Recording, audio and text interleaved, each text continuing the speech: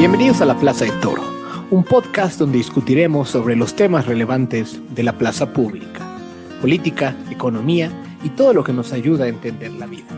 El día de hoy platicaremos sobre cómo diversificar la economía de México para crecer más. Mi nombre es Miguel Toro, acompáñenme a abrir las puertas de la plaza.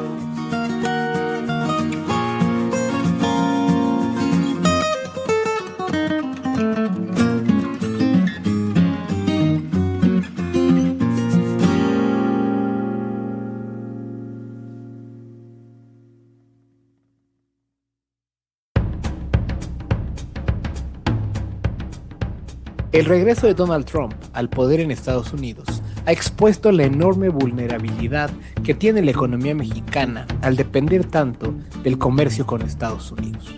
Aproximadamente el 60% del PIB mexicano está relacionado con los millones de transacciones derivadas del comercio internacional con el vecino del norte. La imposición de aranceles desde la Unión Americana pudiera reducir en 1 o 2 puntos porcentuales el crecimiento de la economía mexicana este año, mandándonos así a una recesión. Los efectos de esto serían particularmente agudos en los estados de la República que comercian más con Estados Unidos, precisamente algunas de las entidades cuya economía es más compleja. En el segundo episodio de la miniserie Repensando el Desarrollo de México, abordaré el tema de la complejidad económica del país y su capacidad para diversificarse más y así desarrollar productos de un valor agregado más alto. El día de hoy me acompaña el Dr. Miguel Ángel Santos, decano asociado de la Escuela de Gobierno y Transformación Pública del Tecnológico de Monterrey, quien ha dedicado buena parte de su carrera profesional a estos temas desde sus épocas en el Laboratorio de Crecimiento de la Universidad de Harvard. Él es doctor en Economía por la Universidad de Barcelona y cuenta con múltiples maestrías en Administración Pública, Economía y Finanzas y Administración de Empresas de instituciones educativas como la Kennedy School of Government de la Universidad de Harvard, la Universidad Pompeu Fabra de Barcelona y la ESADE Business and Law School. Esto es La Plaza de Toro. Gracias por escucharnos. Miguel Ángel Santos, bienvenido a La Plaza de Toro. Qué gusto que puedas acompañarnos. Muchas gracias, Miguel, por la invitación. Pues, tocayo, quisiera que comenzáramos conversando y dándole un contexto a quienes nos escuchan sobre algunos de estos temas que son complejos, sobre todo para un público no iniciado. De manera que te pediría que si de forma sencilla puedes explicar qué es la complejidad económica y por qué debería importarle a cualquier persona, incluso si no son economistas. Muy fácil, fíjate, la complejidad económica primero es una respuesta a una pregunta. ¿Cuál es la pregunta? La pregunta es cómo pueden los lugares, y el lugar puede ser una ciudad, puede ser un estado, puede ser un país, cómo pueden los lugares aprender a hacer cosas nuevas, o sea, diversificarse hacia cosas que sean cada vez más sofisticadas y que por ser más sofisticadas son capaces de sostener mayores niveles de salario. Esa definición yo te diría que es la definición de desarrollo económico, la principal. Hay otra definición que es, dado que no nos vamos a hacer ricos pronto, hay que diseñar varios mecanismos para mitigar que no estamos ahí, entonces vienen temas salud, pobreza, transferencia. Correcto. Pero el desarrollo tiene una componente principal que es todos nos queremos volver más ricos y queremos tener un mayor nivel de ingreso y menos pobreza, y eso se consigue haciendo cosas que cada vez sean más sofisticadas. Ahora, hacer cosas sofisticadas es difícil porque uno se enfrenta como al dilema del huevo y la gallina. Pues si queremos tener una industria de relojeros, dice, bueno, no tenemos relojeros aquí porque no hacemos relojes. Y hay que crear esos relojes, y hay que crear esos relojeros. Y no vas a tener relojes mientras no tengas relojeros. Entonces, la pregunta de la diversificación siempre para todos lugares envuelve una suerte de dilema del huevo y la gallina. ¿Qué vino primero? ¿Los relojes o los relojeros? Y entonces la teoría de la complejidad económica es una respuesta de Ricardo Hausmann y César Hidalgo a esa pregunta, manifestada en una investigación publicada en Science en el año 2011, que dice, oye, los países que han logrado sortear ese dilema, que ya sabemos que se diversificaron y produjeron cosas mucho más sofisticadas y su nivel de salario creció, lo hicieron diversificándose a cosas que requieren capacidades parecidas a las que ellos ya tienen. Entonces, aquí el principio parte. Imagínate, por decir algo, que para hacer un producto sofisticado tú necesitas 20 o 30 capacidades productivas, conocimientos, etcétera. Y dices, oye, es más fácil decir cuáles tengo ya. ¿Y cómo señalizamos eso? Bueno, por las cosas que ya yo soy capaz de hacer, debe hacer otras cosas más sofisticadas que yo pueda hacer reutilizando las cosas que ya sé hacer. Y por ahí probablemente me falta una o dos.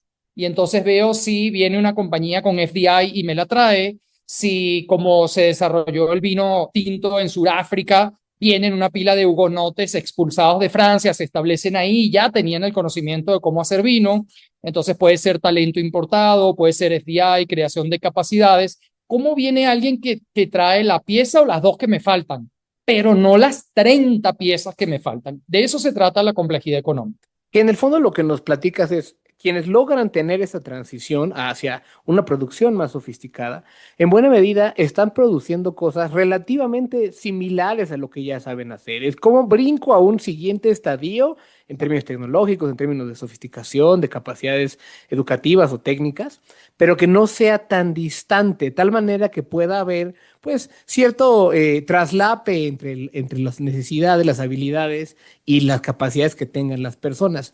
Y creo que mencionabas un tema que me parece muy puntual, que esto es mucho más que simplemente decretar como en política industrial a la antigua, queremos producir eso en 20 años, porque pues eso es difícil de pasar de un nivel a otro, ¿no?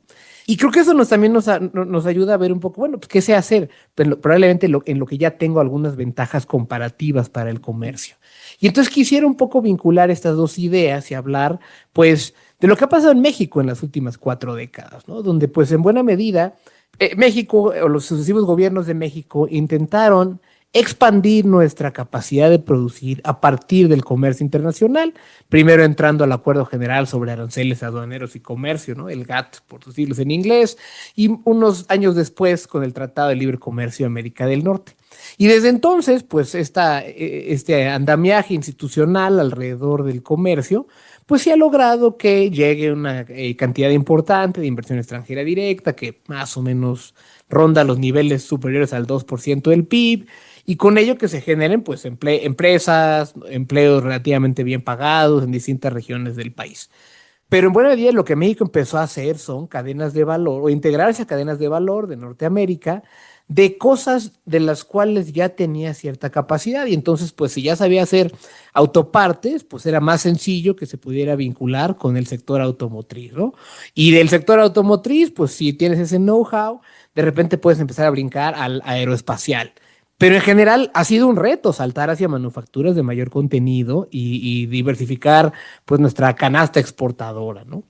Abundan también los que han hecho análisis del comercio en México, de las ventajas que ha tenido, el Telecán y similares, pero también otros que te dirían que pues, la política industrial, pues que hemos, o la falta de política industrial que ha tenido México no ha permitido potenciar más estos tratados y como que nos hemos atorado en una especie de trampa de la importación de manufacturas.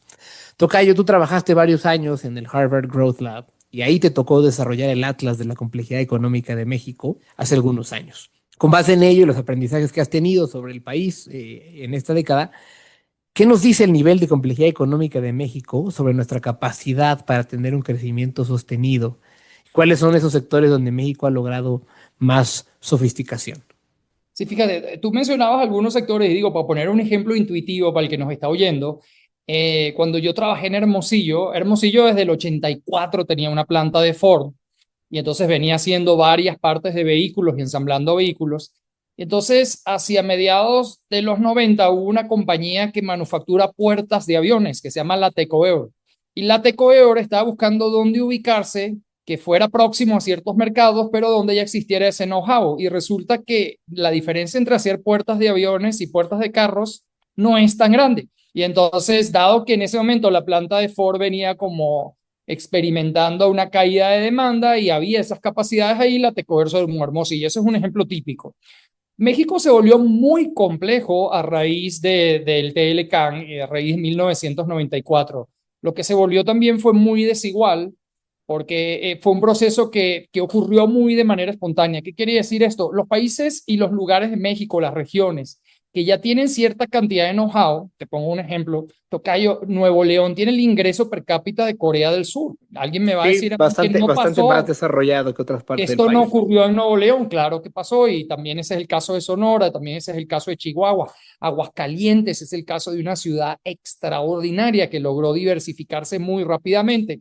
Entonces ahí había cierto tejido industrial y con base en lo que había y en el medio de un contexto de apertura comercial, se empezaron a dar de manera espontánea la llegada de firmas que aprovechando el know-how que había empezaron a desarrollar otras cosas. ¿Cuál es el problema de dejar que esto ocurra espontáneamente? Que en los lugares en donde no hay un stock mínimo de capacidades productivas, en el sureste de México, Se quedan olvidados. claro, ocurre un poco, tocayo, como cuando tú haces una fiesta y no hay nadie en la fiesta, entonces tú traes el whisky o traes el tequila o el mezcal, ya me delaté como venezolano, traes la música, traes los tacos, traes todo, pero no ha llegado nadie.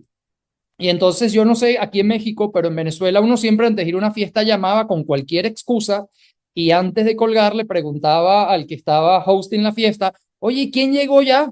Y entonces si no había llegado nadie, no, vente que no ha llegado nadie, pues uno demoraba su llegada o no iba.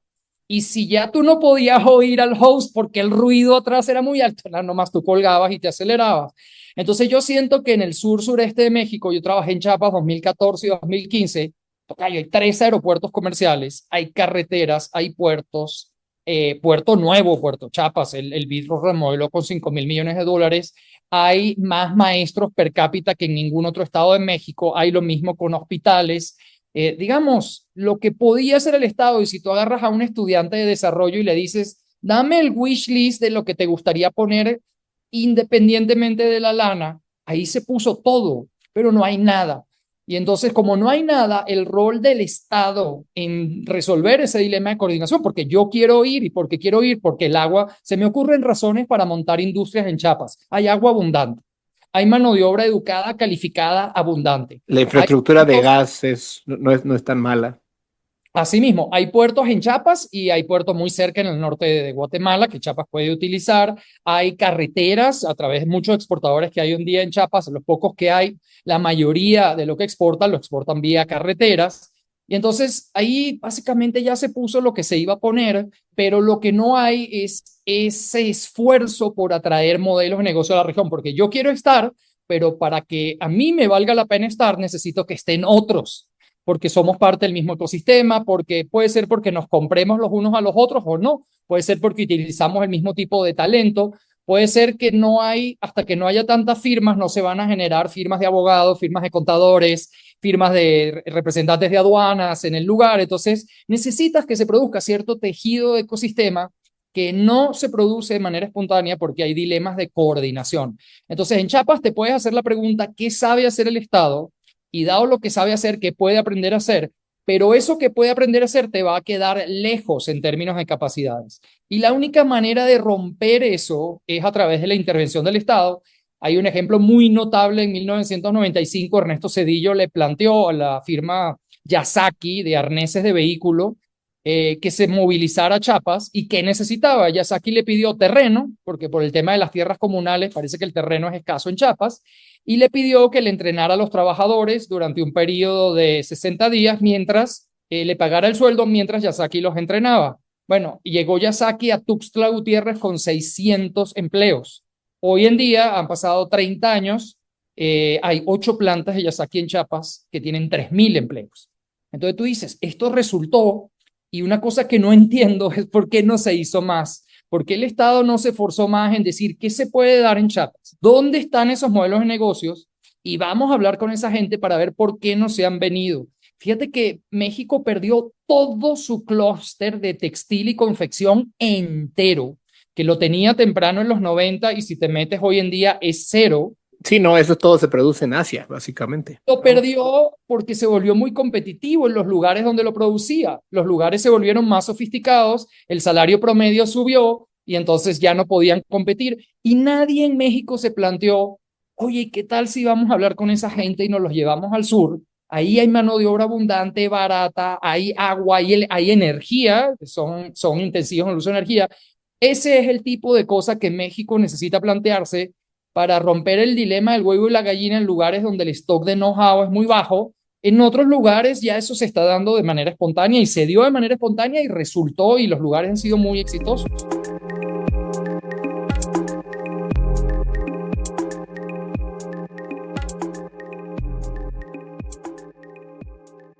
Prepárate para responder a las necesidades de una sociedad que se transforma a un paso acelerado. ¿Te imaginas cómo serán las y los abogados del futuro? ¿Te imaginas los retos que enfrentarán? ¿Te gustaría redefinir la economía del mañana? ¿Has soñado con crear un proyecto que transforme a tu comunidad? ¿O imaginar las relaciones internacionales en un mundo digital? Si te apasiona crear un diálogo inclusivo, si tienes ganas de generar cambios en la sociedad con herramientas disruptivas, en el TEC aprenderás de las y los mejores profesores que te inspirarán a llevar tu conocimiento al máximo, utilizando nuevas herramientas como ciencia de datos e inteligencia artificial para hacerle frente al cambio climático, para pensar en el desarrollo sostenible y solucionar problemáticas de grupos vulnerables.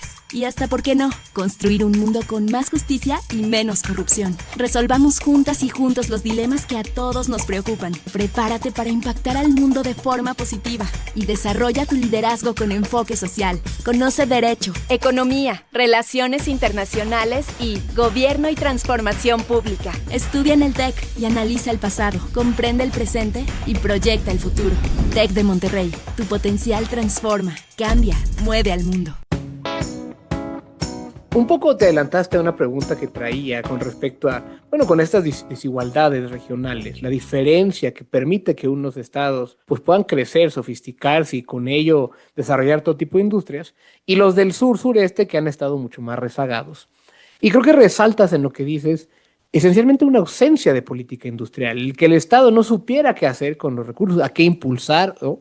Y no sé si esto era por convicción ideológica, muy laissez-faire, like, digamos, en la época neoliberal, como le llaman los de izquierda, neoclásica, como queramos entenderle. Pero me hiciste recordar una conversación en la cual me tocó participar hace 8 años, era el sexenio de Enrique Peña Nieto todavía, y justo ellos traían la idea de hacer estas como zonas económicas especiales, o una copia de las zonas, las chinas, se me cae el nombre, con estas zonas como de libre taxi y demás, y querían hacer unas en Chiapas. Entonces me acuerdo porque estábamos en el sur del país, yo estaba con gente de distintos parques industriales, y algunos gerentes de planta y cosas por el estilo, y fue el que había sido el director del Consejo Coordinador Empresarial, Gerardo Gutiérrez Candiani, que luego estaba ahí en un rol en el gobierno de Peña Nieto. Y entonces pues estaba tratando de hacerle su pitch a una serie de empresas que estaban ahí para que se mudaran, no me acuerdo a qué zona del sur del país, no sé si era Oaxaca o era Chiapas, pero una de esas dos entidades, y les decía que estaba esta infraestructura y que iban a tener cero impuestos y una serie de cosas así. Y la verdad es que las preguntas que le hacían los de las empresas o los representantes de las empresas eran mucho como, bueno, ¿y hay las personas para que podamos desarrollar esto? ¿Tienes, no? O sea, como tenían también dudas sobre la proveeduría y de qué tan lejos o qué tan sencillo iba a ser conseguirla. Y un poco, pues, quisiera ahondar en lo que decías de preguntar, ¿qué cosas que han pasado tal vez a nivel estatal, tal vez ha habido gobiernos estatales más lúcidos como para desarrollar otras cosas en su industria, podrían, pues, exportarse en términos de aprendizajes para estados del sur del país? Sí, cómo no. Fíjate, una pregunta que nosotros le hicimos, nosotros este caso de Chiapas lo escribimos en un caso de estudio con el que yo enseñaba en la Kennedy School y con el que todavía se enseña, que es, oye, si el caso de Yasaki en Chiapas fue tan exitoso, dime cuánto le cuesta al Estado crear 3.000 empleos que duren 30 años y cuánto le costó el terreno donado y los 2 meses de entrenamiento. El costo-beneficio social es, como se dice en Estados Unidos, orders of magnitude, o sea, es un múltiplo enorme. Y un poco su reflexión es, mira, es una buena pregunta. Uno, puede ser que no hayamos estado conscientes del éxito que fue eso en su momento. Y otra cosa puede ser que en el contexto de la Revolución Zapatista y lo que siguió después de la Revolución Zapatista, los años siguientes a 94, se viera muy feo que el Estado estuviera dándole dinero a la empresa privada para que se estableciera. Entonces no había en el país como un mood, y quizás tampoco quizás hoy en día eso que era cierto en Chiapas, ahora el mood es cierto para todo el país, encima le van a dar plata a los empresarios. Yo creo que eso explica por qué esta experiencia puntual tan exitosa no se haya replicado más. Yendo a tu idea, fíjate, en México hay una idea de zona industrial que es un poco confusa, porque yo he aprendido en México que la zona industrial son un grupo de empresarios privados que compraron un perímetro, lo pusieron bonito, hicieron puestos de estacionamiento, oficinas, aire acondicionado, internet de alta banda, y entonces lo que ellos entienden como parque industrial es eso, ¿no? Entonces yo te alquilo espacios y les interesa que vengan firmas extranjeras para que me renten. Hay un concepto distinto asociado, digo solo por diferenciar conceptos, que es la zona económica especial, la establece el Estado, y la clave de la zona económica especial para que funcione, y es lo que ha funcionado en el norte de México, en Panamá, es, oye, ¿cuál es el problema aquí? Mucha gente se hace benchmark, oye, mira, ahí en Costa Rica no impuestos y el régimen laboral es distinto para la zona. ¿Por qué eso funcionó allá? Porque el régimen laboral de Panamá solo es peor, quiere decir más caro que el de Argentina.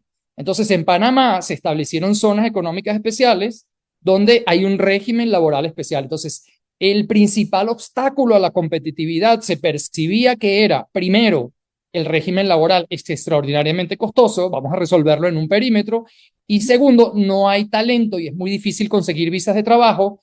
A todos los que vengan a trabajar en la zona económica especial se le va a resolver el tema de visa.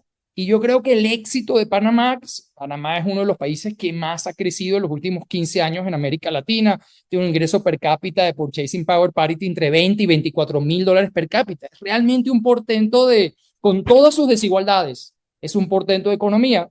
Es haber establecido estas zonas para resolver el problema del lugar. Entonces, yo creo que ese es el ejemplo que hay que tomar en el sentido de, oye, hay un problema que es muy grave de resolver y no tenemos ni el dinero ni la capacidad de Estado para resolverlo en todo el Estado, ya no te digo en todo el territorio nacional, pero resulta que los modelos que se pueden dar en Hermosillo, los modelos de negocios que según lo que tú y yo hablamos en la complejidad son más próximos, son intensivos en el uso de energía y están ahora en un Claro, choque de o energía muy son fuerte intensivos en agua, como pasa en Nuevo León, que ya no o tienen intensivos agua. en agua.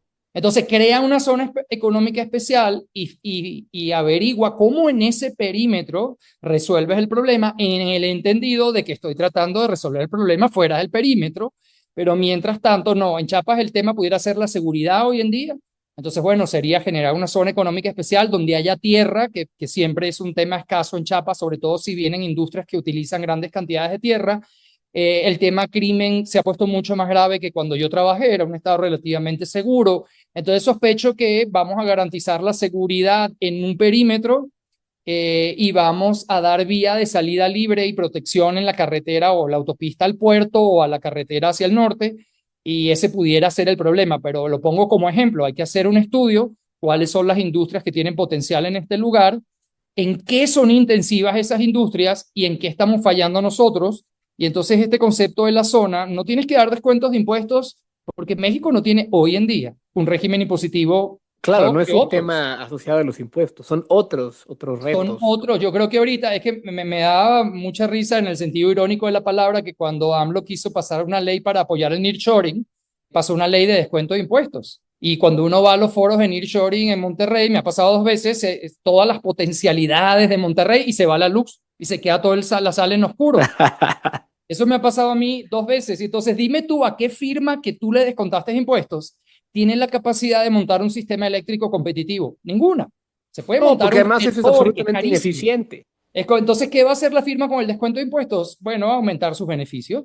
No va a hacer otra cosa porque, por definición, la electricidad es un bien que tiene retornos de crecientes escala, que hace razonable que lo haga una o dos firmas solamente. Si tú le das descuento a una empresa, pues esa empresa se va a coger el descuento para ser más rentable y va a seguir funcionando en un entorno poco competitivo. No resuelves el problema de la energía.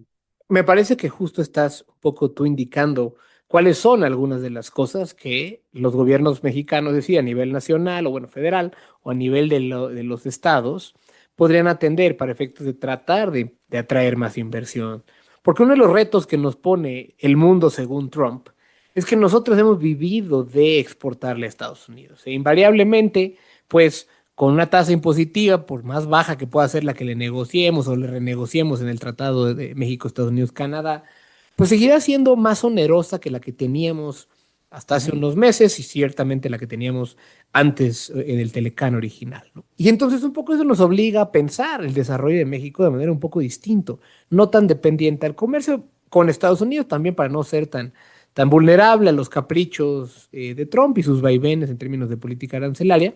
Y creo que un poco obliga al gobierno mexicano a pensar qué se puede hacer. El gobierno actual sacó este Plan México, ¿no? Como una especie de mapa o de ruta de cómo atraer más inversión, de cómo aumentar la producción en distintos sectores. Y quisiera que platicáramos un poco de eso, de lo que tú hayas podido revisar, pero más que enfocarnos solo en el Plan México, que pudieras seguir un poco ahondando sobre qué crees que debería hacer México, y podría ser distintas regiones de México, porque claramente no es una sola cosa a nivel país, para propiciar un desarrollo más acelerado, más en términos de sofisticar lo que producimos en el país y así ser menos vulnerables a los cambios abruptos de Trump. ¿Cómo no? Fíjate, aún dentro del contexto actual hay muchas oportunidades. Yo creo que más que hacer es que cómo pensar. O sea, lo que el gobierno necesita es una manera para pensar sobre el problema y esa manera de pensar va a dar diferentes respuestas para diferentes regiones. Por ejemplo, el gobierno en 2018 o el año siguiente se eliminó ProMéxico, ¿va? Sí, Una agencia recuerdo, yo entré al que TEC justo cuando me cancelaron una serie de proyectos que tenía con ProMéxico. ¿En qué año? Y un poco en 2018 Ah, tenía 3 proyectos con ProMéxico y solo completamos el primero porque justo pues iban a eliminar la oficina y optamos de común acuerdo que no tenía ningún sentido continuar y dejar los proyectos a medias, ¿no?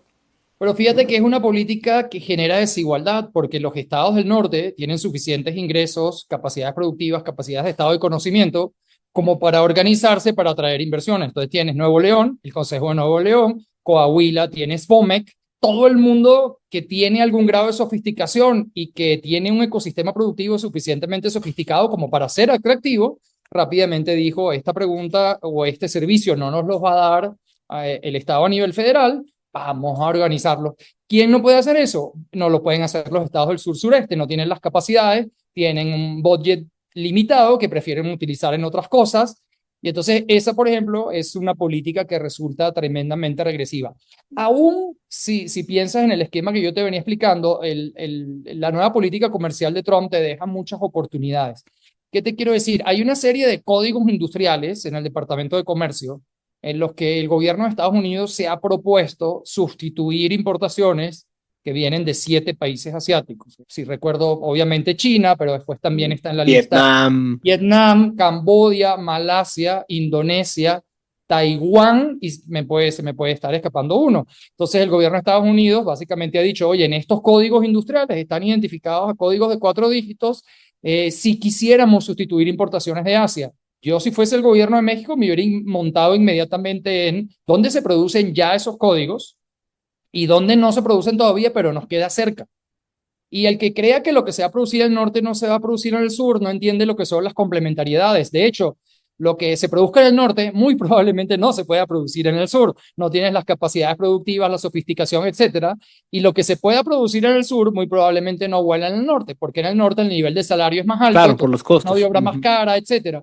Entonces, sentarse a mirar el abanico de oportunidades que abra el nearshoring. Ponle que el nearshoring ya no es lo que iba a hacer por la política de Trump. La política de sustitución de importaciones de Trump ha abierto oportunidades. ¿Qué estados de México están en mejor posibilidades de hacerlo? ¿Qué compañías movilizan dinero en el mundo en esos sectores? ¿Dónde están? Y vamos a entablar un diálogo con ellos. ¿Por qué no se les ocurrió venirse a México? ¿Por qué están en Honduras?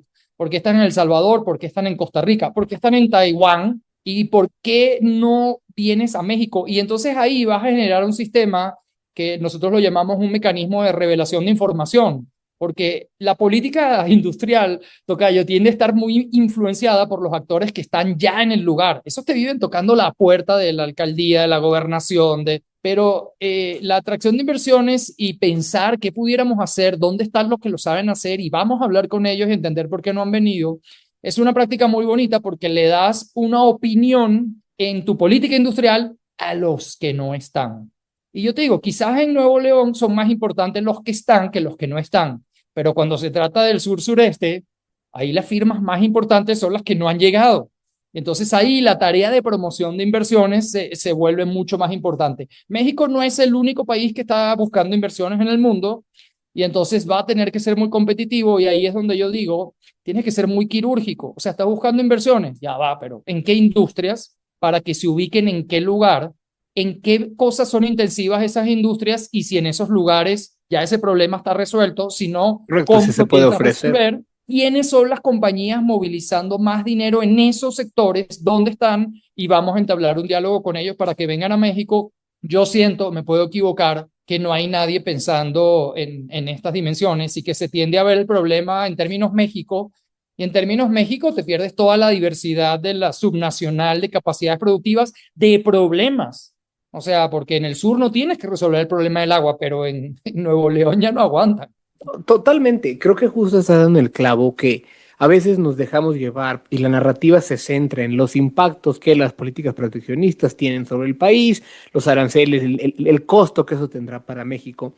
Pero todo problema se puede observar desde un ángulo de una oportunidad. Y claramente la renegociación del Tratado de México, Estados Unidos, Canadá, entre este y el próximo año, obliga al gobierno y a los empresarios que están colaborando con el gobierno en estas negociaciones en ver cómo pueden capitalizar justo una potencial, si quieres, aunque sea una tasa arancelaria, pero una tasa arancelaria preferencial versus la que tienen los países asiáticos que tú mencionabas, y capitalizar en esas cosas, porque sí veo que hay una posibilidad de desarrollar cadenas de valor más regionales y menos globales en términos de México, perdón, del mundo, que podrían pues detonar un montón de crecimiento en ciertas regiones del país que podrían asimilarse a lo que se produce en ciertos países asiáticos, en ciertos países de menores ingresos, como decías. Y a veces creo que no se ha hablado suficientemente de ese tema, ¿no? Y ahí de entrada me parece muy acertado lo que Y el mencionas. otro tema que tú mencionabas que es importante es la búsqueda de nuevos socios comerciales. Eso yo he encontrado como extranjero que ha tenido la fortuna de venir a trabajar en México y ya tengo 2 años aquí, me parece un país maravilloso, tan lejos de Dios y tan cerca de los Estados Unidos. Realmente tú sientes que la parte industrial y más sofisticada de México mira solamente a los Estados Unidos. Y si hay un silver lining, una oportunidad de aprender algo de esta circunstancia, es la importancia de empezar a desarrollar de inmediato, en paralelo a tu negociación. Estados Unidos siempre va a ser importante para México. Es un país vecino con el que hay grandes lazos comerciales. ¿Y qué tal desarrollar tratados de libre comercio o revivir tratados de libre comercio con América Latina, con Asia?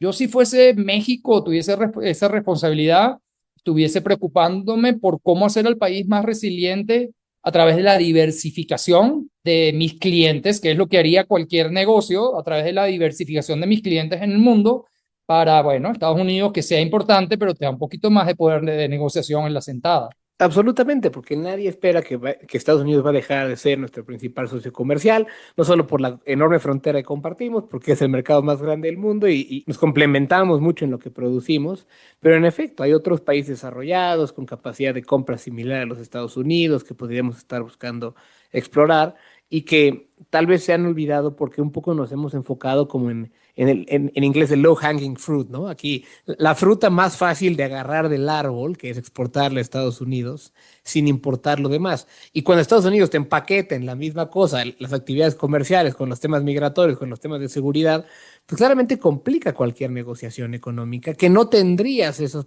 problemáticas con otros países. Y sí creo que por allá tendría que ir.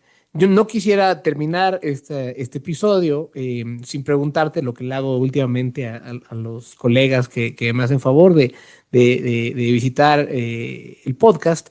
¿Qué libros, recursos o contenido nos recomiendas revisar para entender más de estos temas? Sí, mira, yo creo que si les interesa el concepto del Atlas de Complejidad Económica, hay un libro que es gratuito, el Atlas de Complejidad Económica en su PDF, que publicaron varios investigadores encabezados por Ricardo Hausmann y César Hidalgo, que tiene un lenguaje que lo va a comprender todo el mundo. Y ahí está la capacidad del Atlas de predecir la diversificación mirando hacia atrás. No es que estamos haciendo una apuesta, es que nos paramos en 1950 y calculando complejidad, vimos que la proximidad tecnológica explicaba en efecto la diversificación. Ese es un libro que es muy intuitivo.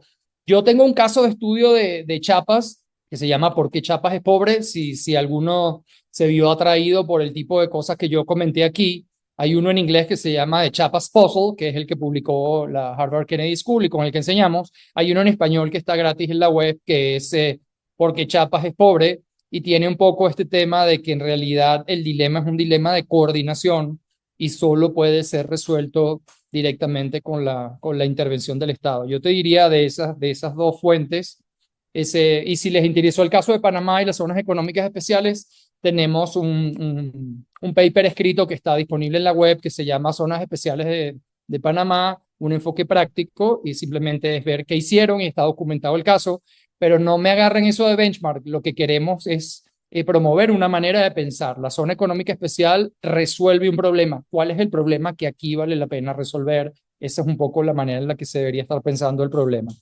El doctor Miguel Ángel Santos es el decano asociado de la Escuela de Gobierno y Transformación Pública del Tecnológico de Monterrey.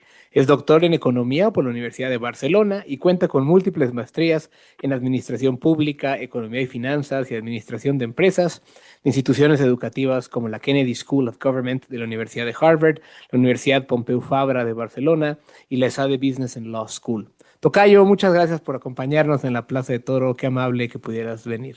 No, muchas gracias a ti por la invitación. Espero que lo hayan encontrado útil y disculpas con tu audiencia por el uso del Spanglish. No te preocupes, yo también luego caigo en ese tema. Muchas gracias. Gracias. Para poder crecer de manera más sostenida y menos desigual, México requiere continuar sofisticando su capacidad productiva en todo el territorio.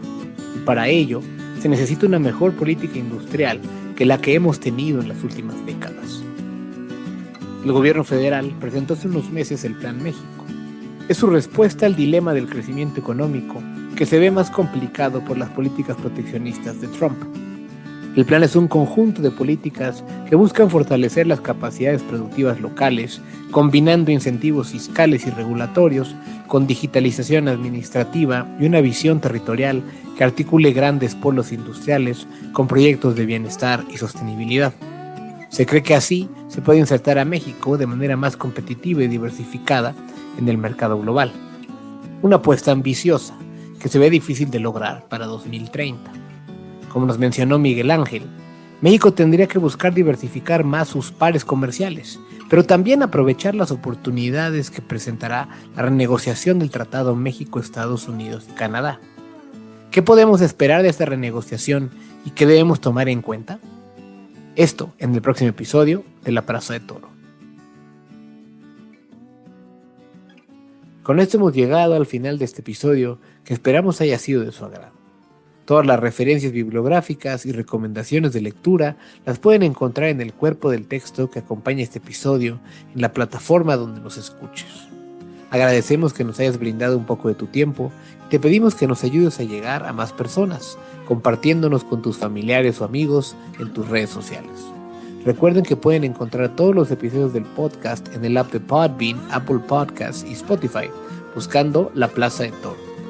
Si pueden, déjenos comentarios, un review o suscríbanse para no perderse episodios futuros.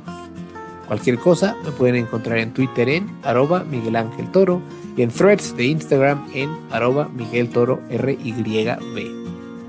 Muchas gracias por escucharnos.